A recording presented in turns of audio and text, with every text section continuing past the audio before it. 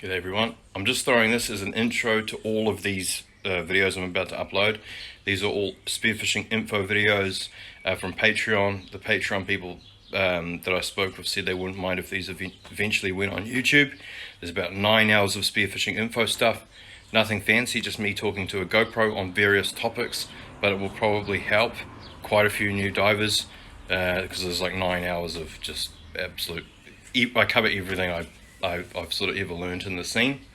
With regards to me spearfishing, probably not a reality at the moment. I was just diagnosed with a disorder called ME a few years back. Stupidly tried to hide it. Shouldn't have actually, because if I come out with these things I can help other people that are struggling through them. But yeah, I haven't even been able to make this video for the last 4 days because I've been and now yeah, I've got enough energy today. But yeah, you can watch the Future of Aquatic Rehab spearfishing video if you want to know more on that. For anyone that wants to help me through this, I will put my PayPal in here.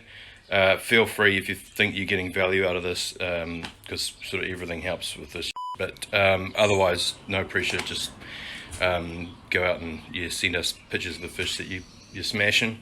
And yeah, hope you guys get some info. Just sitting out here doing some venison over the coals. Thought it would be a good time to have a chat.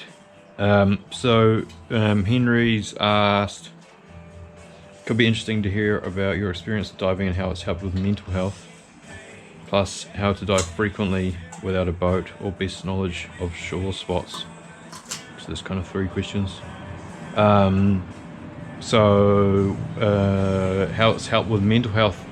So for me, freediving and spearfishing probably hasn't actually helped with my mental health. A lot of people say that they get a lot of help from it, but for me personally, I've got a sort of chronic pain disorder, so I have to push through quite hard to do the normal things that people do. So I'm just it's like every day is kind of like a marathon and with pain. Essentially, it's sort of like an immune system response to a virus that sort of lingers. It's kind of like exactly the same as what happens to people with long COVID. I won't go into it too much, but I've been seeing a lot of specialists and then finally getting some clarity. So why I say that this spearfishing doesn't help my mental health is because I want to go out and I want to slay it, but I'm sort of blocked from it because of my body. So it's like a hobby that's there that I really want to do, but I can't do it. If I go out and spearfish, in saying that though, have a good day in the water, a good day's hunting, this is fact, hunting your own food. If you have a successful hunt, your testosterone levels are bumped for several days afterwards. So because they did some studies on fucking hunters somewhere, I can't remember, I was reading up on it, it was quite interesting. Yeah, so that's quite a good, those sort of the peptide and obviously hormonal and neurotransmitter changes that happen after successful hunts that can take the edge off, which is pretty cool. So I guess that's one good thing about it for people.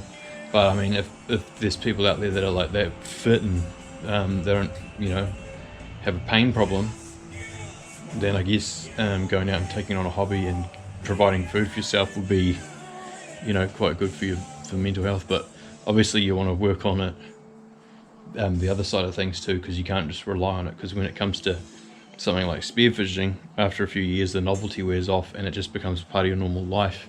So yeah, that's my lot of my thoughts anyway. So what else did you ask? How to dive frequently without a boat. I mean, frequently have good mates with a boat, or just so there's sort of a saying that motivation kills more fish than skill. So if you've got a lot of motivation to go out and dive quite often on your days off and that, then you'll kill a lot of fish.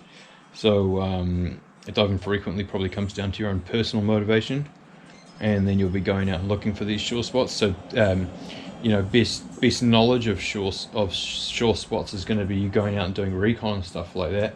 The advice that I could give so when you're doing a shore dive, you only got a small area in comparison to what you can do with a boat, because you're moving around a lot with a boat.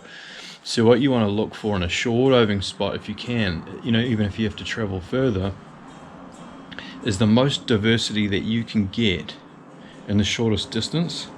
So let's say current, like a rocky, bouldery type area, maybe with a bit of sand that goes out towards a point that has depth. So you've got like your rocky, snappery kind of stuff, maybe some weed liney type stuff, and then you've got a point with current where you might get kingies and deep water. So you've got that all compressed into that area. So if you're looking on Google Maps and stuff like that, you can see a point. I'd look for points and then how to swim to that point and what you've got in between the launching site where you're going to get in the water and the point, and what kind of terrain you've got. Then you go on your topo map like Navionics and look at the depths and stuff like that. The deeper the water nearby, the better, for snapper and for kingfish and all species, because you know, even though the water's deep, the fish with a bit of current, they'll be up closer to the surface. So yeah, and then you can take into visibility into consideration. But I know I've just put out a video that says it talks about hunting in dirty water can be quite productive. However, recon in dirty water isn't very productive because you don't get the chance to learn all of the spots really well. So what you want to do is you know, look for spots that are sort of maybe a bit further away from channels and rivers and stuff like that, so you've got that opportunity for that water to stay quite nice and clean. And also Cawthron Eye, if you look at that, I think it's Cawthron, is that it?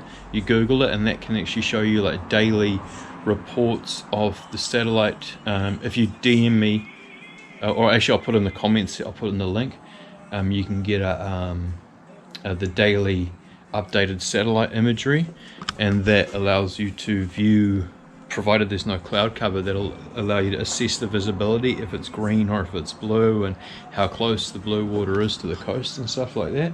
So that can be really handy. Sorry. And just knowing the general okay, so basically knowing, yeah, what's in that general area, and also the further from population. So Auckland, a lot of boats, a lot of undersea rape, whether we like it or not, recreational, a lot of recreational, you know, fish demise.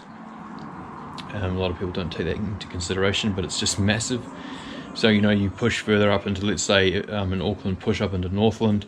Northland's got a hell of a lot of more snapper and bigger snapper, and just generally it's just, it produces more healthy fisheries, you know. So let's say Coromandel, you go up to where it's the gravel roads start and then push out, so you're driving further.